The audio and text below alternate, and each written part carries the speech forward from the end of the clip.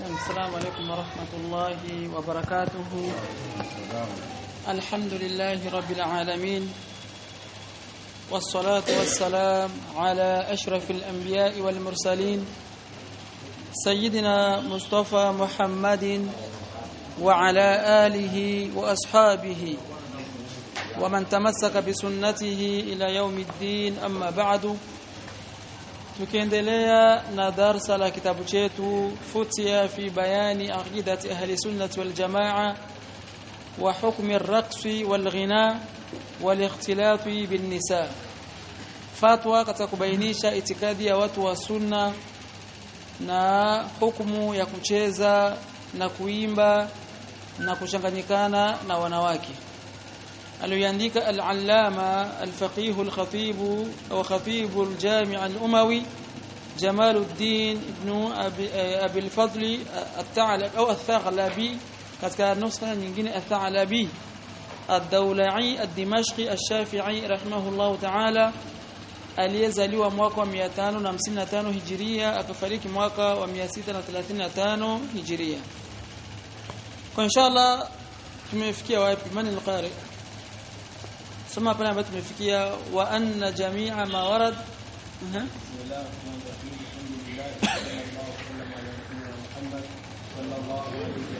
وعلى آله وأصحابه ومن تبعهم بإحسان إلى يوم الدين. أما بعد، اللهم اغفر لنا ولشيخنا وللحاضرين ولجميع المسلمين. قال المؤلف رحمه الله تعالى: وأن جميع ما ورد في الكتاب والسنة من آيات الاستواء وحديث النزول وغيرها من الصفات محمول على ما يليق بجلال الله تعالى وكبريائه وعظمته من غير تمثيل ولا تشبيه ولا تكييف. Naam, barakallahu fikum. Katika darasa lililopita tumezungumzia al-Qur'anu kalamuhu wa wahyuhu wa tanziluhu, tukizungumzia sifa ya al-kalam kwa Allah subhanahu wa ta'ala. Na nataka tukumbusha akatutofautishia sifa ya kuzungumza kwa Allah baina ahli sunna na ash'ira.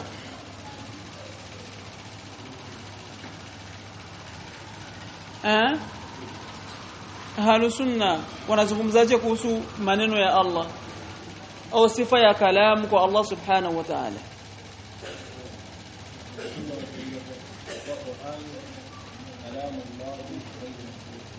Qur'ani ni kalamu Allah ghairu makhluq. Ahlu sunna wanasema kuwa Qur'ani ni maneno ya Allah, si kiumbe, bi maana hurufuhu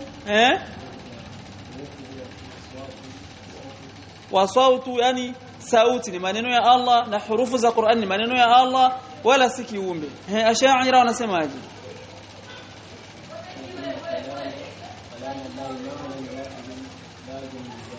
Naam,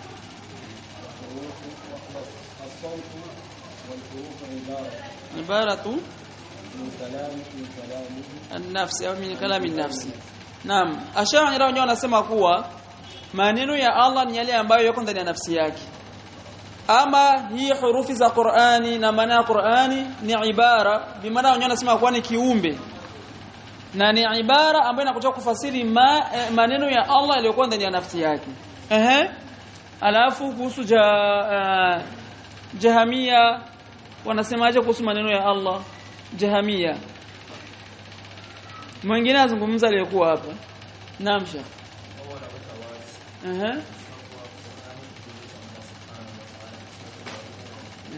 Jahamia wenyewe wanasema kwa Qur'ani ni makhluq. Jahamia wanasema kwa Qur'ani ni kiumbe, si maneno ya Allah.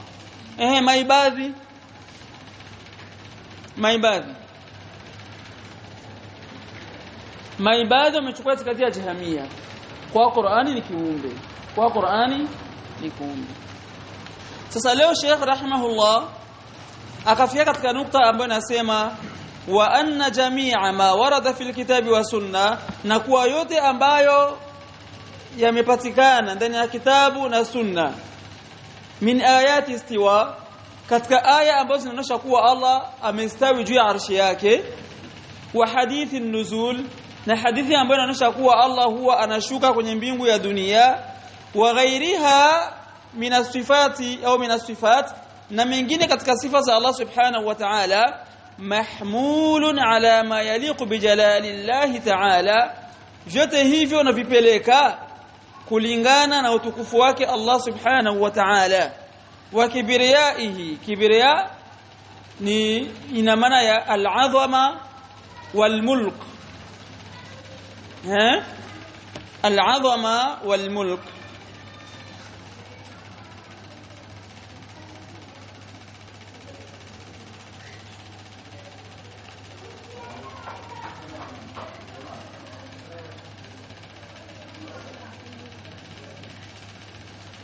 kama alivyosema Allah subhanahu wa ta'ala, walahul kibriya'u fi samawati wal ard, Allah ndiye iko na sulta mbinguni na ardhini.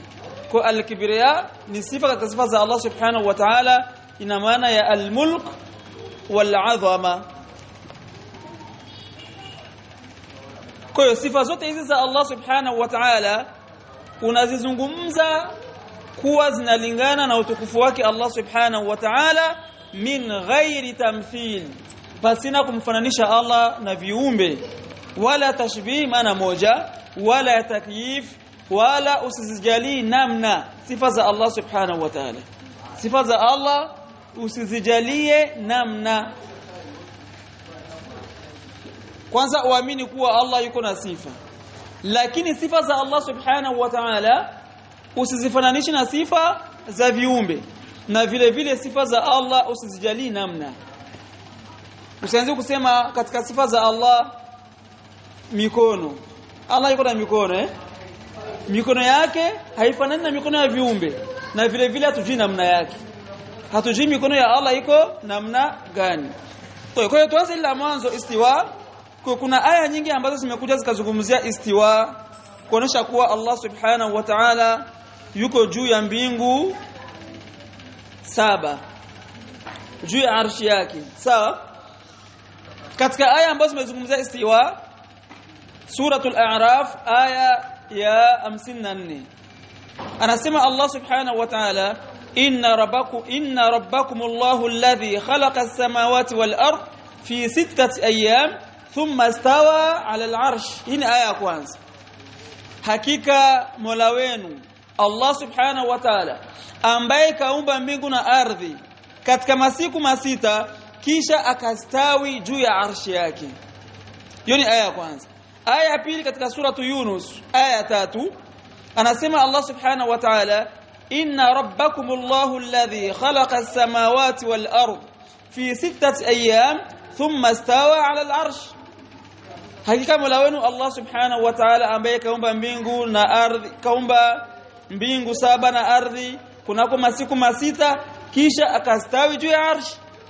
Aya ya 3 katika suratul Ra'd aya ya pili anasema Allah subhanahu wa ta'ala, Allahu alladhi rafa'a as-samawati bighairi 'amad tarawnaha. Allah subhanahu wa ta'ala ameinua mbingu pasina ya nguzo. Hakuna nguzo ambazo mnaziona. Tazama jinsi Allah subhanahu wa ta'ala alivyoumba mbingu na hakuweka nini, nguzo ya kushika zile mbingu. Kisha anasema Allah subhanahu wa ta'ala, thumma stawa 'ala al-'arshi, kisha Allah akastawi juu ya arshi yake. Sawa? Vile vile aya nyingine suratu Taha aya ya 5, Ar-Rahmanu 'ala al-'arshi istawa. Allah yuko juu ya arshi yake amestawi. Sawa? Vile vile aya ya 59 katika suratul Furqan anasema Allah subhanahu wa ta'ala, alladhi khalaqa as-samawati wal arda wama bainahuma fi 6 ayyam thumma istawa 'ala al-'arsh. Allah subhanahu wa ta'ala aliyeumba mbingu na ardhi na vilivyomo katika masiku 6 kisha akastawi juu ya arsh. Vile vile katika suratul Sajida aya ya 4 anasema Allah subhanahu wa ta'ala, Allahu alladhi khalaqa as-samawati wal arda wama bainahuma fi 6 ayyam thumma istawa 'ala al-'arsh. Allah aliumba mbingu na ardhi na vilivyokuwa baina yavyo katika masiku 6 kisha akastawi juu ya arsh. Vile vile katika aya 11 suratu Fussilat anasema Allah subhanahu wa ta'ala, thumma istawa ila as-samaa, kisha Allah akastawi juu ya mbingu 7. vile vile katika suratul Hadid aya 4 anasema Allah subhanahu wa ta'ala huwa alladhi khalaqa as-samawati wal arda fi 6 ayyam thumma istawa 'ala al-'arsh. Na hii aya ndio katika kubainisha vizuri hii aya katika suratul Hadid kuonesha kuwa Allah yuko juu ya mbingu 7 wa ilmuhu fi kulli makan. Anasema aje Allah subhanahu wa ta'ala ya'lamu ma yaliju fil ard wama yakhruju minha. Allah anajua vinavyoingia ardhini na vile vinavyotoka ardhini. Hii ni kuonesha kuwa Allah yuko juu ya mbingu 7 lakini elimu yake iko kila mahali. Allah yuko juu ya mbingu zake 7 lakini anajua kinachoingia duniani ardhini na kinachotoka pia Allah subhanahu wa ta'ala anakijua. Tayib. Hii sifa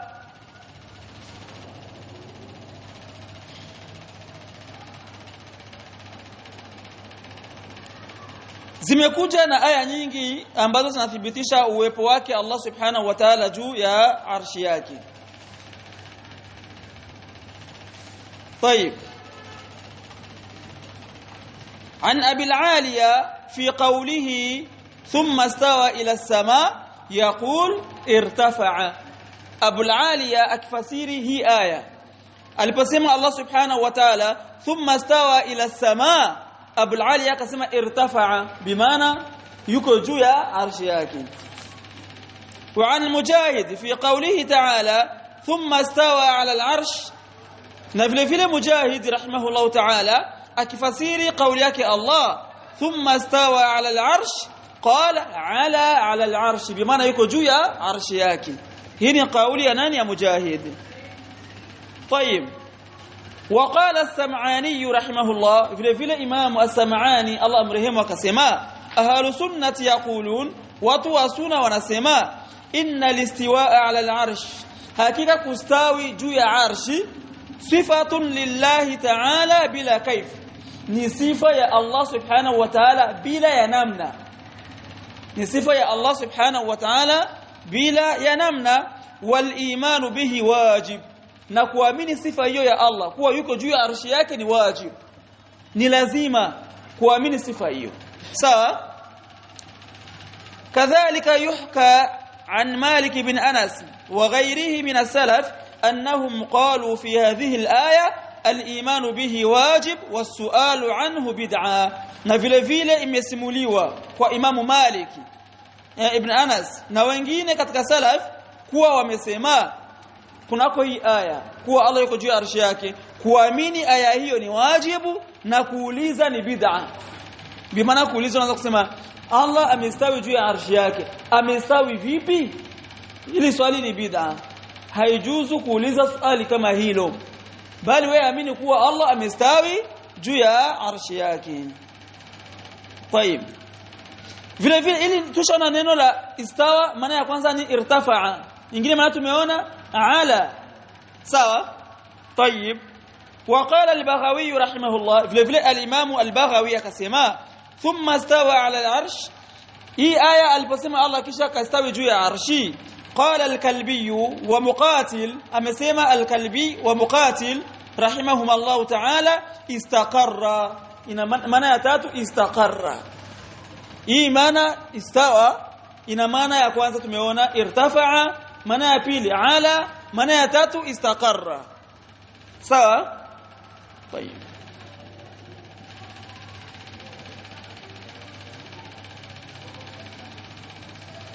وقال أبو عبيدة يكسم صاعدا ina maana ya swa'ida. Abu Ubaida yakasema istawa ina maana ya swa'ida. sawa. طيب واولت المعتزله الاستواء بالاستيلاء, lakini mu'tazila wenyewe wakabadili aya kuliko kusema alistiwa, wenyewe wakasema alistila, wakabadili maana. mnajua sinaandikwa istila Mu'tazila kuliko kusema istawa, wenyewe wakasema istaula. Istila inatoka kwenye kitendo istaula. Istaula ni mtu kutawala baada ya vita ndo istaula. Saunyo akasema hapa maana yake sio istawa, maana yake istaula. Naona funa wauliza Mu'tazila. Istaula ina maana yaliyeta. Bimrani anasema kuwa Allah ametawala juu ya arshi yake. Hajastawi juu ya arshi yake. Sasa wewe muulize istaula ina maana ya mtu kutawala baada ya vita. Allah ametawala baada ya kupigana na nani? Ametawala baada ya kupigana na nani? Kwa Mu'tazila wakawa wamebadili maana katika istawa, kuibadilisha wanasema amma ahlu sunnati yaqulun al-istiwa'u 'ala al-'arshi sifatun lillahi ta'ala bila kayf. Amma ahlu sunnati wal jamaa wanasema kwa al-istiwa kustawi juu ya arshi ni sifa ya Allah subhanahu wa ta'ala bila ya namna. Bimaana sasa tujui namna alivyostawi Allah. Sisi tunajua tu kama Allah yuko juu ya arshi yake, amestawi juu ya arshi. Na kusema amestawi juu ya arshi si kwamba amebanana na arshi. Ndio maana ina maana ya ala. Bimaana yuko juu ya arshi yake. Si kwamba Allah anategemea arshi. Bimaana yuko juu ya arshi kama gisi mtu amekaa sijui kwenye kitu, la sio hivyo. Bimaana ala. Sawa? Ala wartafa'a. Hayuko juu ya arshi kama gisi unasuka kaa hivyo tumekaa hapa. Sio hivyo Allah subhanahu wa ta'ala. Yeye yuko juu ya arshi. Yuko juu ya arshi kivipi? Hatujui. Lakini si kwamba ile Allah anategemea ile arshi ambayo yuko juu yake. Si kwamba Allah anategemea nini? Ile arshi. Kisha akasema Imam Al-Baghawi, yajibu ala ar-rajuli al-iman bihi. Ni lazima kwa mtu kuamini hilo. Ni lazima kwa mtu kuamini hilo. Sawa? Wayakilu al-ilma fihi ila Allah azza wa jalla. Na elimu ya hilo aipeleke kwa Allah subhanahu wa ta'ala. وسأل رجل مالك بن أنس عن قوله الرحمن على العرش استوى. siku moja bwana mmoja alikuja kamuuliza Imam Malik kunako hii aya الرحمن على العرش استوى. الرحمن ambaye Allah yuko juu ya arshi yake amestawi. Kaifa istawa? Huyo bwana kamuuliza Imam Malik, Allah amestawi vipi? Amestawi vipi juu ya arshi yake? Fa atraqa ra'sahu ماليا وعلى الرخصاء ثم قال الاستواء غير مجهول بمعنى معلوم. sawa. Imam Malik akamwambia kustawi kunajulikana, wal kayf ghairu ma'qul bimaana majhul. Al kayf majhul, namna Allah alivyostawi haijulikani. Kisha akasema wal imanu bihi wajib, na kuamini hilo ni lazima. Wasualu anhu bid'a, na kuuliza namna Allah alivyostawi ni uzushi. Kisha sikiliza maneno ya Imam Malik. Ingekuwa katika hizo zama zetu ungesikia wewe imamu mzao kuhukumiana huyu bwana. Sikilizeni Waislamu, hii ni kuonyesha namna gani salafu salih walikuwa hawataki mambo ya miza katika itikadi. Huyu bwana alikuja kauliza tu msikitini kwenye kikao cha Imam Malik, Allah anasema Ar-Rahmanu 'ala al-'arshi istawa. Allah yuko juu ya arshi yake amestawi. Amestawi vipi? Akauliza swali hilo. Imam Malik akamjibu kustawi kwa Allah, kuanza kustawi ni kitu kinajulikana, ama namna alivyostawi haijulikani. Na kuamini hilo ni lazima, na kuuliza swali hilo ni bid'a. Kisha Imam Malik akasema hivi, wama adhunnuka illa dhallan, na sidhani isipokuwa ni mpotevu. Hivyo hivyo kuuliza tu nini swali, sikuoni isipokuwa wewe ni mpotevu. Thumma amara bihi fa ukhrija, kisha akaamrisha wanafunzi wake wamtoe nje yule bwana. Sasa wewe piga hii picha, uipige hizo zama zetu. Sasa ni nani nimtoa nje? Abu Musin, jaziba ule tunamjua mtoa jaziba. Ndio sasa angesema sivyo mzee. Huyu bwana alikuja kauliza tu msikitini swali. Imam Malik akamjibu, kwa nini huyu jamaa anauliza namna gani Allah listawi? Alipomaliza kumjibu akamwambia, wewe ni mpotevu wewe. Bwana, nyanyueni tupeni nje ya msikiti. Wakamnyanyua yule jamaa mpaka nje ya msikiti. Sasa wewe fanya hili hapa kwetu hapa tafansikia ndio tumesema ule usalafi ule kama ule kishikwa wa bei nafuu juzi anataka kuvamia usalafi. Yake kitu kimoja ambacho nataka niwaambieni kitu. Kama huko uhizbia huko waliwapa ushekhi, kusalafi sio kila mtu ni shekhi. Hichi kitu mkielewe. si wenyewe hapa hatujafikia hata robo ya ushekhi. Robo. Sasa kama huko kwenye uhizbia wanakuita shekhe na kibango na lupicha lako shekhe, basi usidhani kama leo shekhe wako utakuja kuvamia usalafi. La.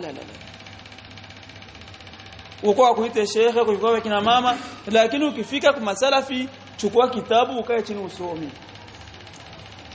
Sasa asituletee ukishki bei nafuu atakuleta kwenye usalafi. La. Uyo ukishki bei nafuu upeleke huko. Sio hapa kwa masalafi. Mtu anakamata fatwa ya mwanachuoni hakuielewa eti anaiposti mitandaoni jao apige vita usalafi. Yeye ule anaweza kupiga vita wakubwa zake kule Tanzania kina Barahiani na wengine wameshindwa. Ube inafuata weza kweli. Kwa hiyo kuna mambo mengine ya kupite. Sio kila kitu unataka kukifanya unazungumza sheikh. Kuna vitu ukizungumza unajitupa katika mtego ambao wale walikuwa wanaona kama ni shekhe ustadhi maalim wanaona kumbe jamaa yetu ni bwege. Kwa sio kila kitu cha kuvamia. Sawa? Kwa sababu unapenda sana kuitwa mashehe, wakaandika hiyo kibango shekhe fulani. Bas خلاص. Anaona ameshakuwa shekhe wakati kiange masomo yako pale anashinda kwenda kusoma. Mtu anashinda kwenda kusoma ashakuwa alama. Kwa hiyo huyu bwana Imam Malik akaamrisha afanye nini? Aweze kutolewa nje. طيب.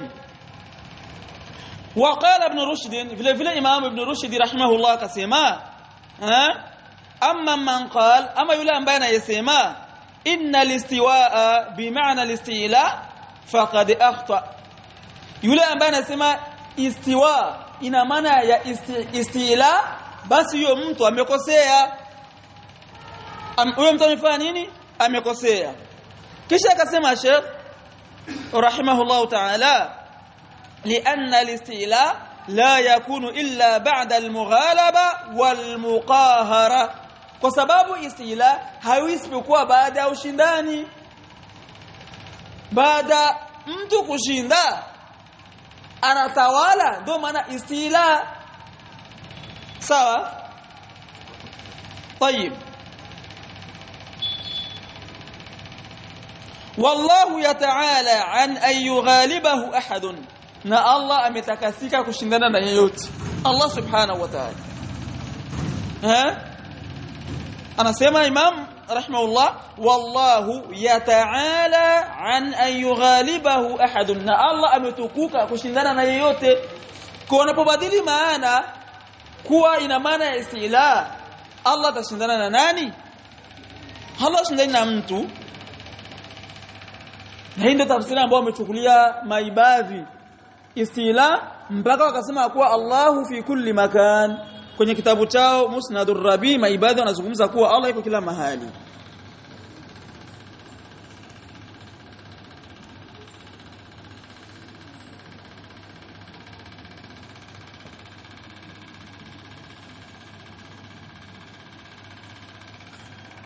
طيب.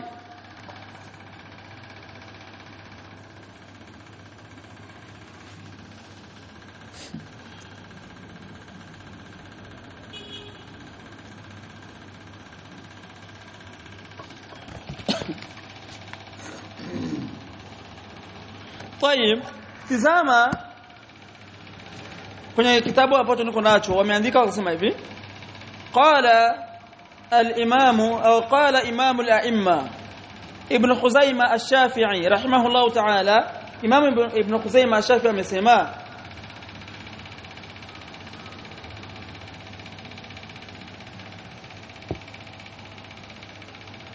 tizama neno ya ibn Khuzaimah anasema fanahnu nu'minu bi khabari Allah jalla wa ala. Sisi tunaamini habari ya Allah mtukufu. Sisi tunaamini habari ya Allah mtukufu. Sawa?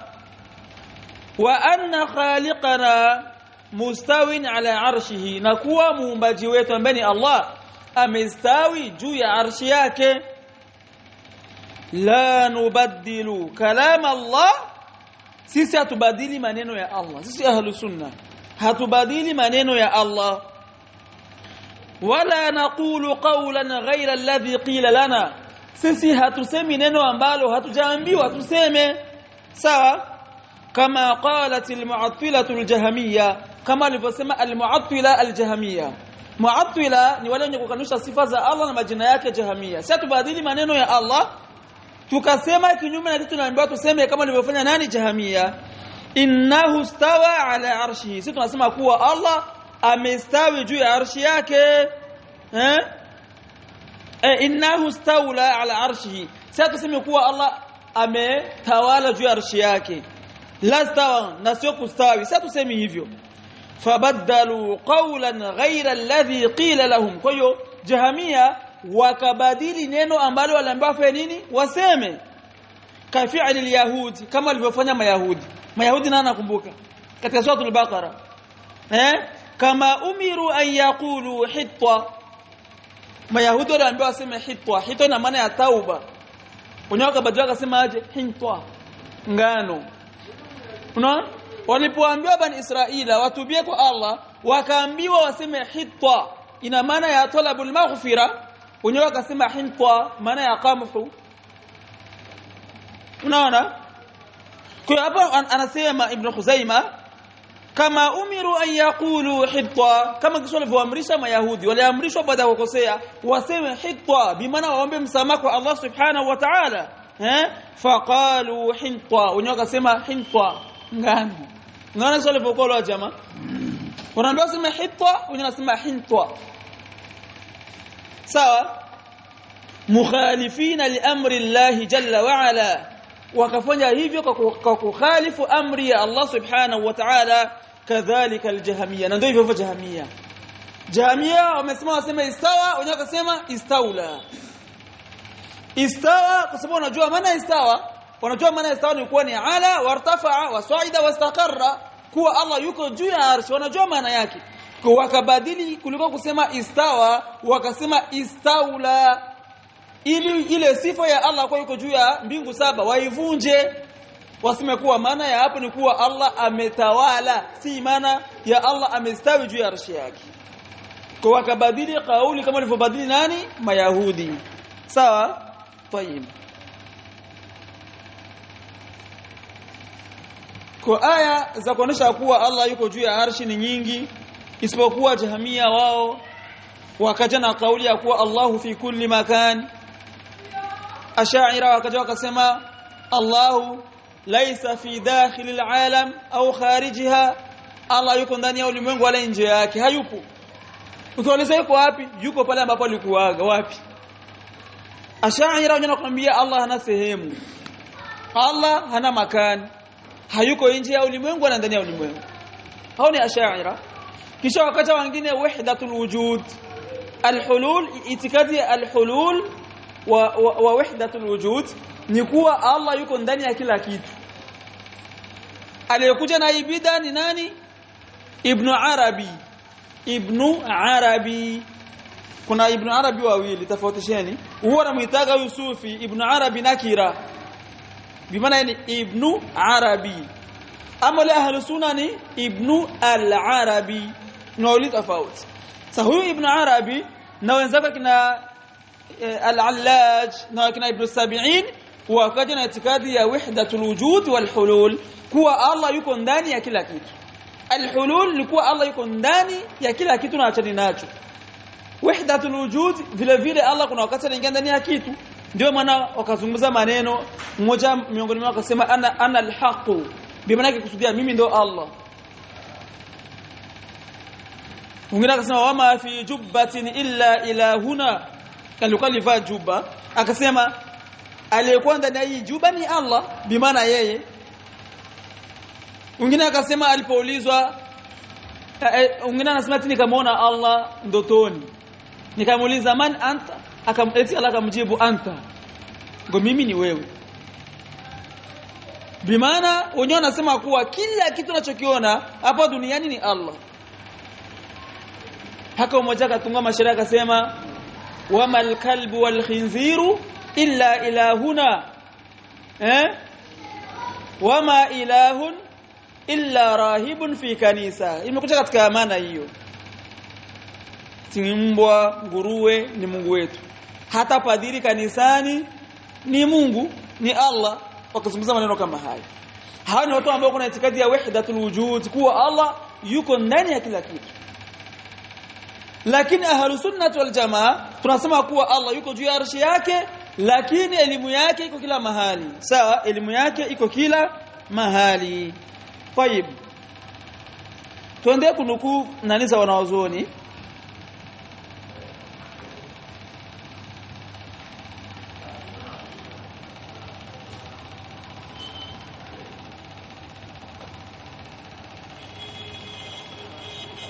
قال ابن كثير رحمه الله تعالى vile imam ibn kathir rahimahullah kasema قوله تعالى ثم استوى على العرش, قول yake Allah aliposema ثم استوى على العرش للناس في هذا المقام مقالات كثيرة جدا. katika jambo hili watu wako na maneno mengi sana. Kisha akasema laisa hadha mawdhi'a bastiha, hapa sio sehemu ya kuyapanua hayo mambo na kuyazungumza kwa upana. Wa inma yuslaku fi hadha almaqam madhhabu as-salaf as-salih, lakini hapa tutazungumzia madhehebu ya salafu salih. Sawa, kisha akasema Malik, mfano Malik wal Auza'i na Imamu Auza'i والثوري بمعنى سفيان الثوري والليث بن سعد والشافعي وأحمد بن حنبل وإسحاق بن رواه وغيرهم من أئمة المسلمين قديما وحديثا. na wengine katika wanaozoni wa Kiislamu wa zamani na wa sasa. wa huwa imraruha kama jaat, kwa hiyo sifa za Allah ni kusipeleka vile vile kama zilivyokuja ndani ya Qur'ani na Sunna, kama jaat min ghairi takyifin, pasina kuzijalia namna, wala tashbihin, wala kuzifananisha na sifa za viumbe, wala ta'til, wala kuzikanusha sifa za Allah subhanahu wa ta'ala. Sawa. Kwa hiyo Allah alivotaja kuwa bal yadahu mabsuutatan, sisi tunasema ni hivyo yad, hatubadili hivyo hivyo. imraruha kama jaat fi kitabillah wa sunnati rasulillah, usi kama wengine wakabadilisha maana ya yad wakasema alqudra walquwa, kwani uwezo na nguvu. Kwa ahlu sunna sio hivyo. Aliposema Allah wajaa rabbuka wal malak, Allah atakuja wal malaku safan safa, malaika kwenye safa, sio Allah ndio atakuja na malaika kwenye safa. Wajaa rabbuka wal malak, bimaana aliyakuwa malaika wako kwenye safa. Kwa sisi hatusemi itakokuja ni heshima ya Allah, ni Allah ndio atakayokuja mwenyewe. Kwa katika za Allah almaji, kwa imraruha kama jaat, usibadili maana. Sawa. Wayabqa wajhu rabbik, Allah kataja kwa kuna wajhu, kwa imraruha kama jaat, sisi tunasema kuwa Allah yuko na nini, na wajhu. Lakini kama alivyosema Ibn Kathir min ghairi takyifin, pasina kujalia uso wa Allah kuna namna gani. Sawa. Wala tashbihin, wala kujalia eti uso wa Allah unafanana na uso wa kiumbe fulani, wala ta'til, wala usikanushi kuwa hapa unajua uso ulikusudiwa kitu kingine. Naona ndivyo ahlus sunnah wal jamaa wanapeleka aya za sifat. Sawa.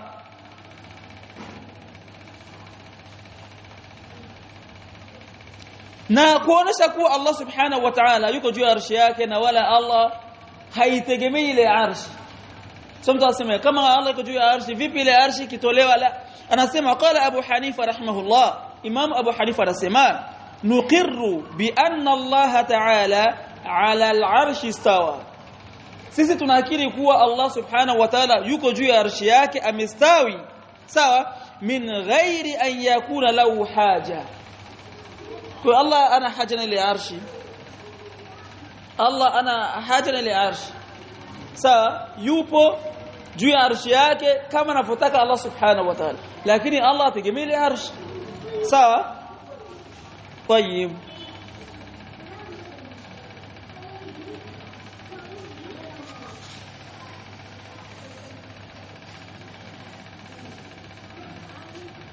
sikiliza Imam Shafi'i rahimahullah. Qala Shafi'i rahimahullah fi wasiyatihi, Imam Shafi'i akaandika wasiya, akaandika maneno haya yaliokuwa mazuri, akasema hadhihi wasiyatu Muhammad ibn Idris ash-Shafi'i. Tunajua Imam Shafi'i yake nani jina lake? Muhammad ibn Idris.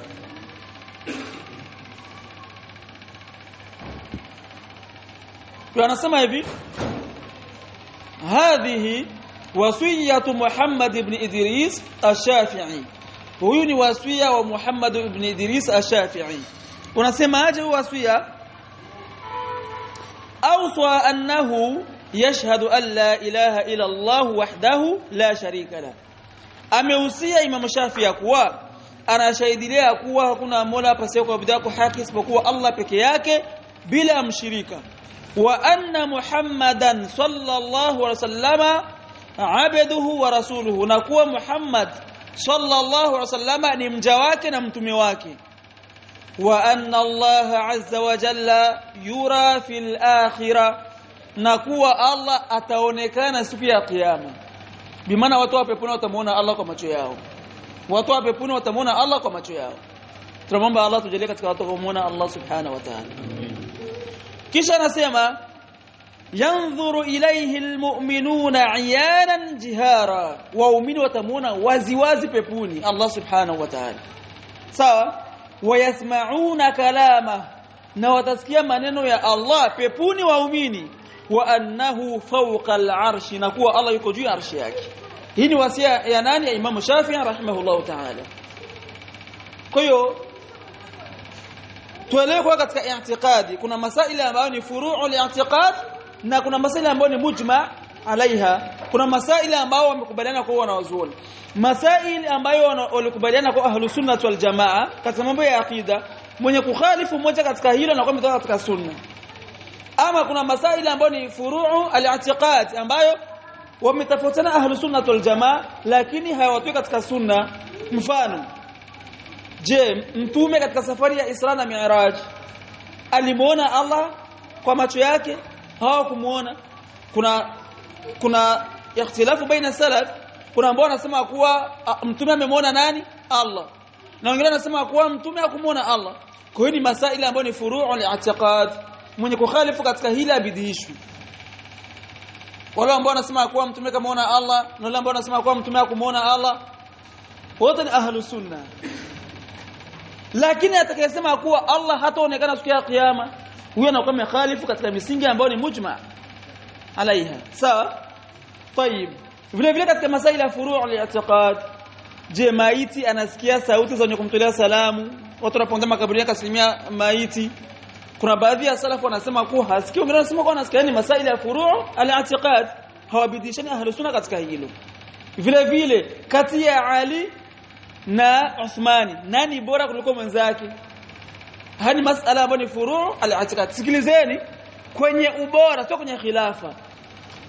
Tofauti ya salaf baina ya Ali na Uthman ni nani bora. Kuna ambao wanasema kuwa bora ni Uthman, wengine wanasema kuwa bora ni nani? Ali. Kwa ni masala ambayo ni furu' al-i'tiqad wa bidishani. Lakini mwenye kusema kuwa khilafa ya Ali ndo inatangulia ya Uthmani, wana kwa umetoka katika sunna. Sawa? Kwa ni vitu viwili, khilafa na ubora ni vitu tofauti. Ahlus sunna walikubaliana kuwa Uthman ndo anatangulia katika khilafa mbele ya nani? Ya Ali. Ahlus sunna walikubaliana. Mwenye kukhalifu katika hilo anakuwa umetoka katika sunna. Lakini katika ubora kati ya Ali na Uthman nani bora? Hii ni masala. Ndio maana utakuta kuna baadhi ya wanawazuoni kama Ibn Khuzaima wakina Al-Hakim sahibu al-Mustadrak, kuna wakati wanamuita Shia. Ni Shia kwa maana gani? Kina Abdul Razzaq wote kuna wakati wanaitwa Shia kwa maana gani? Ni kwa maana ya kumtanguliza Ali katika ubora mbele ya nani? Ya Uthman. Ndio mmoja siku moja subhanallah nakwambia wallahi masaili ya itikadi wa Islam ukiyasoma, kwa sababu ukiyavamia utajikuta umewapotosha watu katika njia nyingine. Kuna wakati kuna bwana simtaji jina, hizo sitaji majina watu. Jaga tu sifa tu. Kuna mmoja aliye kuzungumza eti watu wanakataza kuchukua elimu kwa watu wa bid'a. Wakati tunachukua hadithi kwa Shia. Wakikusudia nani? al-Hakim Mustadrak si katika vitabu vya Ahlus Sunnah tunategemea anakuambia afaa kuletea kwa sema aliitwa kwa ni Shia ngomnajua mashia wana itikadi zao lakini usini Shia yake ni Shia kwa maana zamani anayemtanguliza Ali mbele ya nani ya Uthmani kwenye ubora wakamuita Shia lakini si maana ya Rafidha bali Ibn Huzaima mwenyewe anawakufurisha Rafidha ha 12 anawakufurisha Ibn Huzaima nani huyu al-Hakim anawakufurisha nani Rafidha sasa mtu analeta huyo msala eti tunachukua hadithi kwa Shia ya Shia gani kwa maana ile kila aliyekuwa mtanguliza Ali mbele ya Uthmani kwenye ubora alikuwa anaitwa Shia kwa maana hiyo si kwa maana ya Shia Rafidha sawa kwa hiyo kuna baadhi ya vitu hivi ima alikuwa yajui au alikuwa anajua lakini anataka kufanya nini kupotosha watu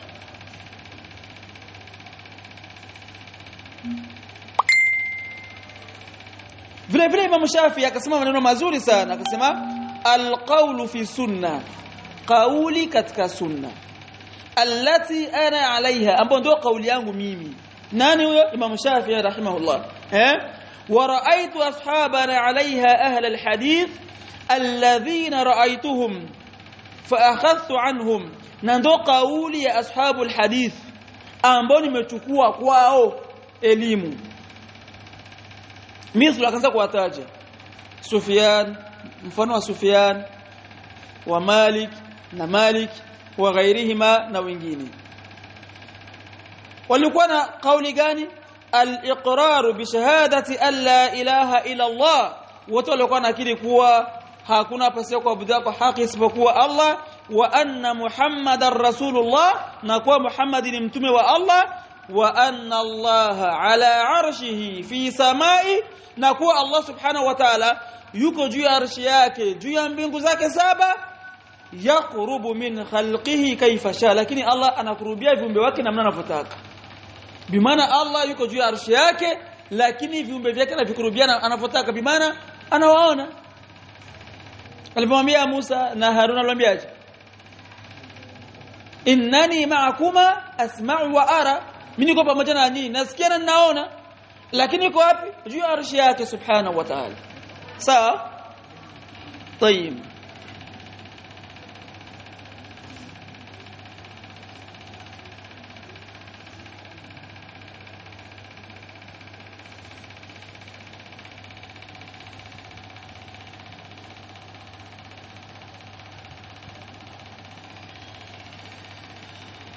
kwa hiyo arshi ni sehemu ambayo Allah yuko juu ya arshi yake ama kursi ni sehemu ambapo Allah anatia miguu yake kursi wasi'a kursiyuhu samawati wal ard bimaana kursi ya Allah subhanahu wa ta'ala ina upana zaidi ya mbingu na ardhi kwa kursi ni sehemu ya Allah kuweka miguu yake arshi yuko juu ya arshi yake Allah subhanahu wa ta'ala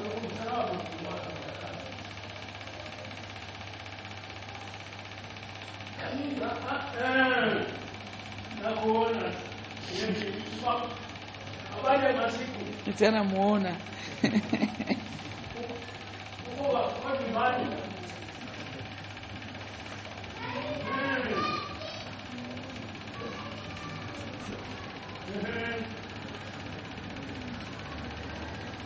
وقال ابن عبد البر رحمه الله في الإمام ابن عبد البر رحمه الله كسما في شرح حديث النزول البون انا سرش لي حديث النزول لينزل ربنا تبارك وتعالى كل ليله حين يبقى ثلث الليل الاخير او كما في الحديث كيو البون شرح حديث كسما ابن عبد البر فيه دليل على أن الله عز وجل في السماء katika hadithi hii kuna dalili ya kuwa Allah subhanahu wa ta'ala yuko juu ya mbingu ala al-arshi juu ya arshi yake min fawqi 7 samawati juu ya mbingu 7 kama qalat al-jamaa kama alivyosema jamaa bimaana ahli sunnah wal jamaa wa huwa min hujjatihim ala al-mu'tazila wal jahmiyya na hiyo ndio hoja yao juu ya nani ya mu'tazila na jahmiyya fi qawlihim kwa kauli yao inna Allah azza wa jalla fi kulli makan, kwa kusema kwa kuwa Allah yuko kila mahali,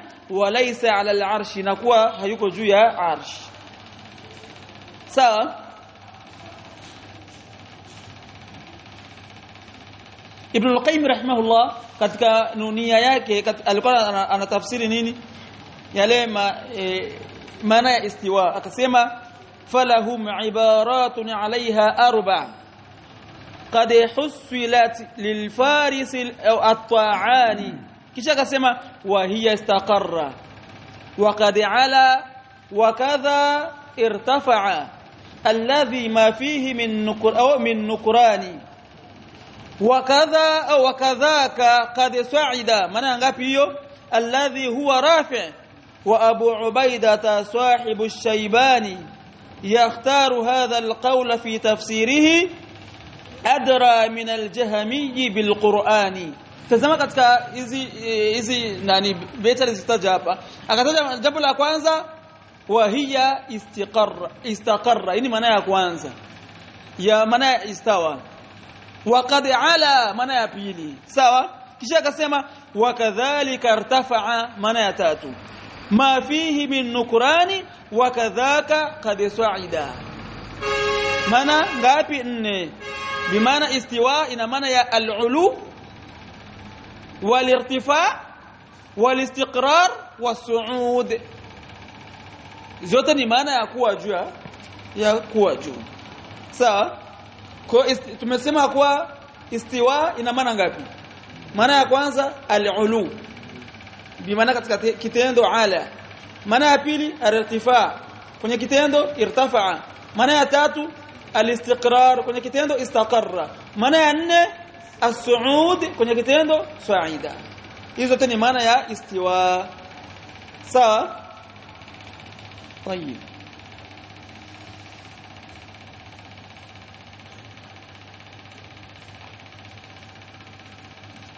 alafu Sheikh rahimahullah akataja wa hadithi nuzul, na vile vile hadithi ya nuzul, hadithi ambayo inaashiria kuwa Allah amefanya nini, anashuka kila usiku ila samai dunia, kwenye mbingu ya dunia.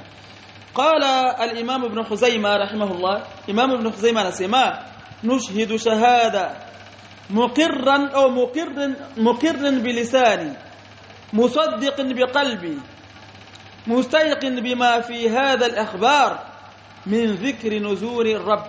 anasema Ibn Zaym rahimahullah, tunashahidia shahada ya kukiri kwa ndimi zetu na kusadikisha kwa nyoyo zetu, sawa, na kuwa na yakini kwa yale ambayo yamekuja katika hii habari, kwa kutaja kwa kushuka kwa Allah subhanahu wa ta'ala, sawa. Bimaana tunakubali kuwa Allah huwa anashuka, sawa, min ghairi an nasifa al-kayfiyya, pasina ya kusifu kaifia. Wallahi ndio maana naambia waislamu mjiepushe sana na magrupe za WhatsApp za watu wapotevu. Unakutana mtu anaingia katika grupe la WhatsApp, pako ndani maibadhi, pako makundi tofauti. Mimi nakumbuka nilikuwa kwa katika grupe la maibadhi, nimezungumzia ili jambo la nuzul. Mmoja tu unajua tu abida kwa kujeli aya za Allah, kwao ni kawaida. Mmoja kazungumza eti na huyo Allah wa kiwahabi, sikia maneno, huyo Allah wa kiwahabi huwa anashuka usiku wa wapi? Masikia gombona unakutana kwa Burundi tuko usiku, au Marekani ni mchana. Sasa huyo Allah wa kiwahabi anashuka usiku wa wapi? Alafu huyo Allah wa kiwahabi achokaji hivyo hivyo wallahi. Alafu mtu na kama ile group tunabaki na tuma maneno yani na wengine wanakwenda kwenye grupe zao, anaanza kutia maneno, hana elimu, anatia maneno. Alafu akishamkabili anaanza kutafuta inbox, kuna grupe moja ya vitu kuingize, wako na jadili, unaingiza kufanya nini? Wewe umeingia huko kujadili, jadili umalize. Kuna grupe za Ahlus Sunnah wal Jamaa, kabla haujasoma itikadi ya Ahlus Sunnah, haijatulizana katika moyo wako itikadi ya Ahlus Sunnah, unakwenda kwenye grupe za kukuchanganya, unatafuta nini? Baki kwenye grupe za Ahlus Sunnah, usome itikadi ya Ahlus Sunnah wal Jamaa, achana grupe za kukuchanganya. Sawa, kwa si Ahlus Sunnah wal Jamaa kama alivyotaja Ibn Khuzaimah, tunaamini bwana tunakiri kwa ndimi zetu na vile vile kusadikisha kwa nyoyo zetu na tunayakini kunako habari ya kuwa Allah huwa anashuka min ghairi an nasifa al-kayfiyya pasina kusifu namna hatujui namna anashuka vipi wao kusema hapa Burundi ni sujudi mchana kule nani sujudi Marekani ni usiku yeye na kuhusu nini anayebadilisha hivyo ni nani si Allah na anayeshuka ni nani Allah wewe tambua tu kuwa thuluthul layli Allah huwa anashuka sawa iwe ni Burundi wewe chungana na thuluthul layli amka muombe Allah huko Marekani wewe chungana na thuluthul layli muombe Allah sawa sio tunaamini kuwa Allah anashuka pasina ya kusifu anashuka namna gani sawa طيب kisha akaendelea kusema rahimahullahu ta'ala لأن نبينا المصطفى لم يصف لنا كيفية نزول خالقنا إلى سماء الدنيا kwa sababu mtume wetu sallallahu alaihi wasallama hakutusifia namna ya kushuka kwake muumba wetu kwenda kwenye mbingu ya dunia mtume akutuambia ati Allah anashuka namna hii hapana sawa kisha akasema rahimahullah wa a'lamana annahu yanzil bali mtume akatuelimisha kuwa Allah huwa anashuka wallahu jalla wa ala walla nabiyahu alayhi salatu wasalam bayana ma bil muslimina ilayhi alhaja min amri dinihim kwa mtume Allah subhanahu wa ta'ala kazi aliyompa mtume sallallahu alaihi wasallama ni kubainishia waislamu yale ambayo wanahitajia katika dini yao fanahnu qailuna musaddiqun bima fi hadhihi al-akhbar sisi ahlus sunna tunasema tukisadikisha yaliyokuwa katika hii habari sawa min dhikri an-nuzul kwa kutaja kuwa Allah huwa anashuka ghairu mukallafina au ghairu mukallifina al-qawl bi sifati al-kayfiyya wala sisi hatujakalifishwa kusifia namna ya Allah anavyoshuka hatujalazimishwa siku kutafuta Allah anashuka vipi sawa idh an-nabiy sallallahu alaihi wasallama lam yasif lana kayfiyat an-nuzul mtume alayhi salatu wasalam hakutusifia namna gani Allah huwa anashuka wa fi hadhihi al-akhbar ma bana wa thabata wa sahha na katika habari hii ambayo iko wazi na imethibiti na imesihi anna Allah jalla wa ala fawqa sama'i dunya ni kuwa Allah subhanahu wa ta'ala yuko juu ya mbingu ya dunia alladhi khabbarana nabiyuna sallallahu alaihi wasallam annahu yanzilu ilayhi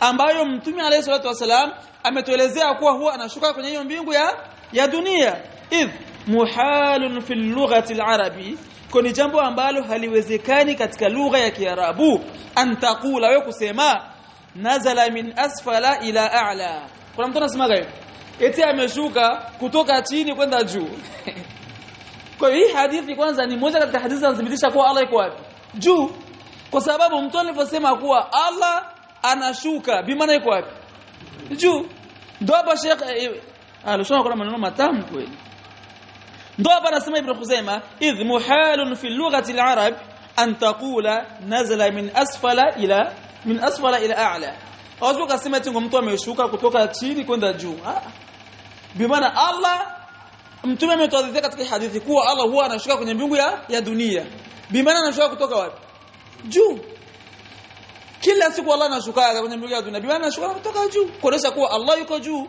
sawa طيب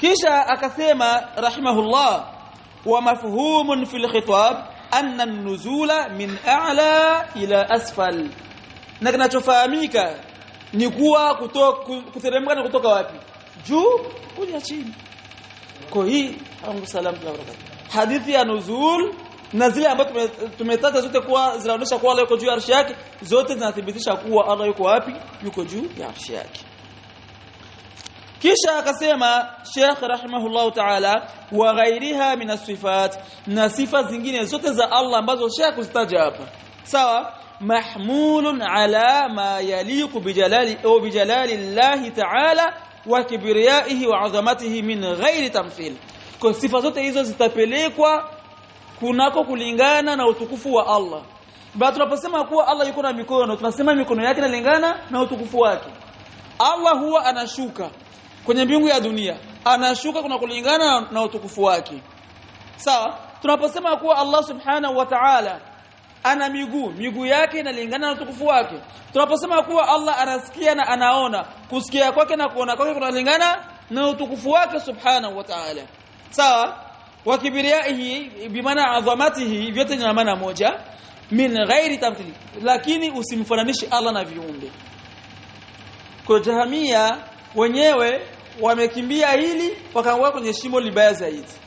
Jahamia wenyewe wakasema tukithibitisha sifa za Allah tunakuwa tumemfananisha Allah na viumbe, kwa wakakanusha sifa za Allah. Wakajikuta wameanguka kwenye nini? Ta'til. Na ta'til ni mbaya hata zaidi. Unaposema kuwa Allah ana sifa ya kuzungumza bimaana ni nani? Unaposema Allah asikii bimaana kiziwi, si ndio? Kwa hiyo wanajikuta wamekimbia hizi sifa, lakini si ahlus sunna wathibitisha sifa za Allah kama zilivyokuja ndani ya Qur'an na Sunna min ghairi tamthil, bila kumfananisha Allah na viumbe, wala tashbih vile vile maana moja, wala takyif. Sawa? Kwa hiyo kuna neno linaloitwa tafwid. Tafwid kwa ahlus sunna wal jamaa ni tafwidul kaifiyya. Bimaana ahlus sunna wal jamaa tafwid yao ni kaifiyya. Wenyewe wanasema kuwa kaifia ya sifa za Allah subhanahu wa ta'ala tunaiacha kwa nani? Kwa Allah. Sisi hatujui. Lakini maana ya sifa sisi tunazijua. Al-yad, mkono unajulikana. As-sami' maana yake unajulikana. Lakini ahlul bid'ah wenyewe wakapeleka tafwid kwenye maana.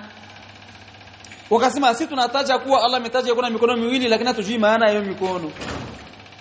Unaona? Allah ametaja wajhu, hatujui maana. Kwa hiyo wenyewe tafwid wakapeleka kwenye nini? Kwenye maana. Si ahlus sunna tafwid wakapeleka kwenye nini? Kaifia. Sawa? Kwa sisi ni tafwidul kaifia, wenyewe tafwidul maana, na hili ni kosa. Maana inajulikana. Allah alipotaja kwa ana mikono zinajulikana maana yake. Allah alipotaja kwa anasikia, kwa si nasikilizika kwa anasikia. Lakini kaifia Allah kuitaja, Allah kutaja kwa mikono yake kuna namna gani? Sasa tujue. Sa ahlul bid'ah wenyewe kapeleka kaifia kwenye nini? Kwenye maana. Sisi tukapeleka kaifia kwenye nini? Wenyewe kapeleka tafwidi kwenye maana, sisi tukapeleka tafwidi kwenye kaifia. Sawa? Tayeb.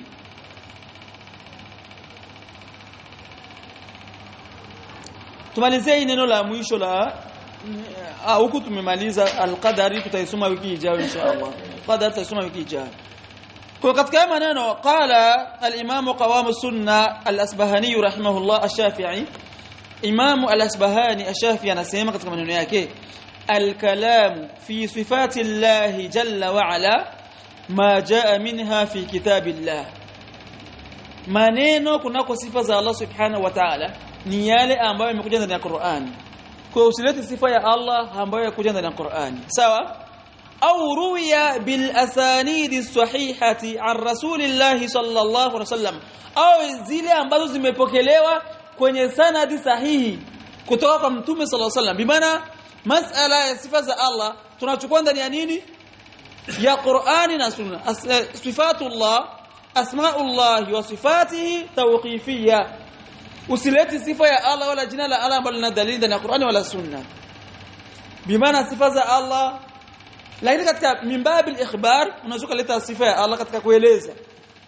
Mfano unasema Allah ni qadim, lakini sio kuthibitisha kwa qadim ni sifa ya Allah, lakini katika mlango wa kueleza kwa Allah ni wa mwanzo, lakini sifa yake ilitajwa ndani ya Qur'an, ilitajwa ni ipi? Al-awwal wal-akhir wal-dhahir wal-batin. Kwa sifa ya Allah ambayo imetajwa ndani ya Qur'an ni al-awwal, ama kusema qadim vile vile katika mlango wa kueleza, lakini sio katika mlango wa kuthibitisha sifa ya Allah. Ndio maana Imam Tahawi rahimahullah katika aqida yake kataja kwa Allah ni qadim, lakini min babil ikhbar. Sawa? Tayeb. Kwa akasema fa madhhabu salafi rahmatullahi alayhim ajma'in, kwa madhhabu ya salaf. Sasa nikisema ndio madhhabu ya salaf nafanya kumbuka leo kijana wallahi. Eti ngo usiwi salafi fata njia ya salafi. Ina maana gani hivi? Usiwi salafi fata njia ya salafi. Tupe maana. Tupe maana. Ndio nakwambia kuna wengine na akili subhanallah. Anakamata fatwa ya Sheikh Ibn Uthaymeen rahimahullah inamzidi uzito Sheikh. Anataka kuipeleka. Anaiposti kwenye Facebook na yeye ili aonekane ameposti. Na ile radi nimempiga leo nimemtekenya. Siku nyingine nitampiga radi na picha yake niweke pale. Afu nitie msaraba hivi. Kwa pale nimemuonja sikumtaja jina wala sikutia picha yake kwenye Facebook. Radi ya pila kiropoka na tia picha na msaraba. Eti ngo Sheikh Ibn Uthaymeen amesema msima salafi lakini mfuate manhaj salafi. Ina maana gani ile jambo Sheikh? Ukifuata njia salafi ndio salafi. Anayefuata madhehebu ya Shafi kwenye fikra anaitwa nani? Kwa hiyo usiwi Shafi, fuata njia ya Shafi. Usiwi Shafi, fuata njia ya Shafi. Bila maana gani?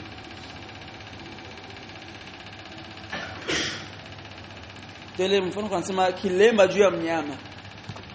Kwa anasema Sheikh famadhhabu salafi rahmatullahi alayhim ajma'in, kwa madhehebu ya salafi Allah warehemu wote kwa ujumla, ithbatuha wa ijra'uha ala dhahiriha, ni kuthibitisha sifa za Allah na kuzipeleka kiuwinje. Kiuwinje gani? Dhahiri yake. Vile vile kisi kuchanda na Qur'ani mkono ni hivyo.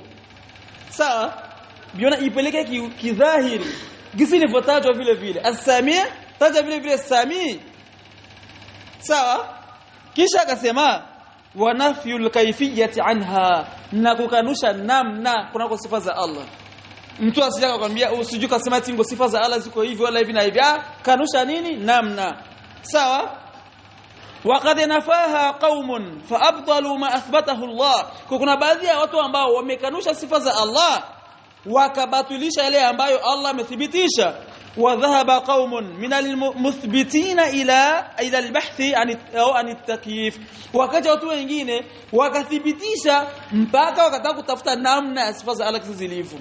Sawa? Kwa nasema wa tariqatu almahmuda hiya at-tariqatu almutawassita baina al-amrayn, lakini njia iliyokuwa nzuri ni njia ya kati baina ya nini? Ya mambo mawili. Wa hadha bimaana njia gani? Ni kwa kati kwa kati. Kuna ambao walikuja wakabatilisha moja kwa moja, wengine wakaja wakathibitisha, lakini wakataka kujua na namna gani sifa za Allah zilivyo. Kwa Sheikh anasema njia nzuri ni ya kati kwa kati baina ya hizo mbili. Ni ipi? Kuthibitisha bila kujalia namna, kuthibitisha sifa za Allah bila kujalia nini? Kaifia. Sawa? Wa hadha لأن الكلام في الصفات فرع على الكلام في الذات, kwa sababu kuzungumzia sifa za Allah ni tawi kuzungumzia dhati ya Allah. Unapozungumzia sifa za Allah subhanahu wa ta'ala ni tawi ya kuzungumzia dhati ya Allah subhanahu wa ta'ala mwenyewe. Sawa? Wa ithbatu dhati ithbatu wujud, na kuthibitisha dhati ya Allah ni kuthibitisha kuwa Allah yupo. Sawa?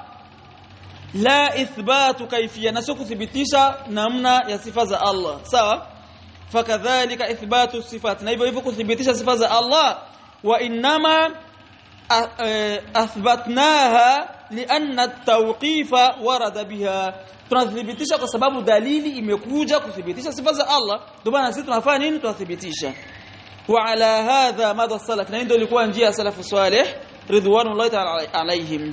قال مكحول والزهري رحمهما الله, امام مكحول نزهري الله يرحمه anasema amirru hadhihi alahadith kama jaat, amirru hadhihi alahadith kama jaat, bimaana hadithi hizo mzipeleke vile vile kama zilivyokuja.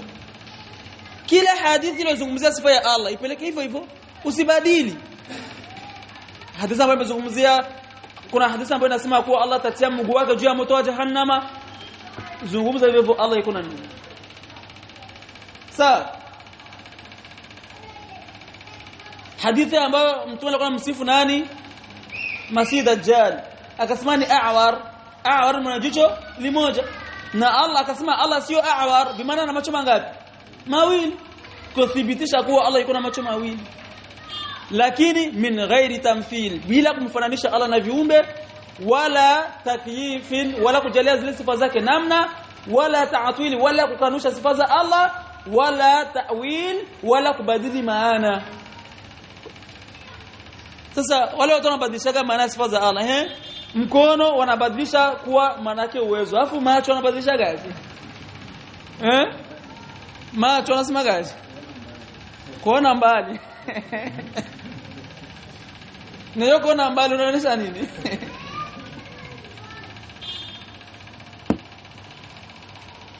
طيب kisha akaendelea kusema Sheikh rahimahullah